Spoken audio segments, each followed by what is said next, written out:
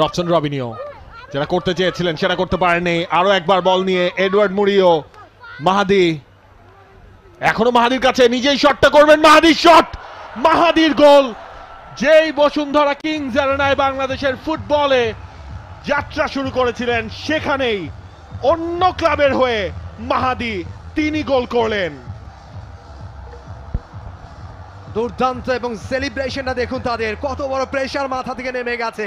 অ্যারিস্টিকা কিওবার শিষ্যরা সবাইকে ঝাঁপিয়ে পড়লেন অ্যারিস্টিকা কিওবার উপরে। এবং মাহাদির কথা বলছিলেন নাফিল খান, মাহাদি চেষ্টা করছিলেন, শুরু থেকে ইমপ্রেসিভ ছিলেন এবং শেষ পর্যন্ত আসলে কষ্ট করলে ক্লেষ্ট মেলে একটা কথাই কিন্তু রয়েছে, এবং শেষ পর্যন্ত তার ফলটা তিনি হাতে নাতা পেয়েছেন। শুরু থেকে পরিশ্রম করে খেলছিলেন, একের পরে একটা চেষ্টা চালিয়ে গেছেন তিনি। দেখুন মাহাদির আরো একবার সেই গোলটা, দারুণভাবে জায়গা তৈরি করে, একটা স্পেস তৈরি করে দারুণভাবে গোলটাকে পাঠিয়েছেন পোস্টে, এবং 1-1 সমতা এই মুহূর্তে ফিরেছে পুলিশ এফসি।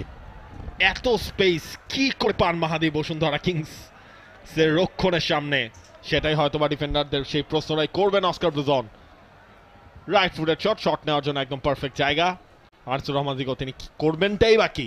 অ্যারিস্টোকা কিওবা ডিলাইটফুল, একেবারে নাভিল খান ছোট্ট শিশু হয়ে গিয়েছিলেন তিনি। এবং দেখুন মাহাদি কিন্তু পুরোপুরি সবাইকে ছাপিয়ে যে কোচ অ্যারিস্টোকা কিওবার কাছে গিয়েছেন, কারণ এই অ্যারিস্টোকা কিওবাই তাকে সেকেন্ড লেগে রেজিস্ট্রেশন করিয়েছেন, তার উপর ভরসা রাখছিলেন, এবং আমরা সেকেন্ড লেগ থেকে দেখেছি মাহাদি রেগুলার স্টার্ট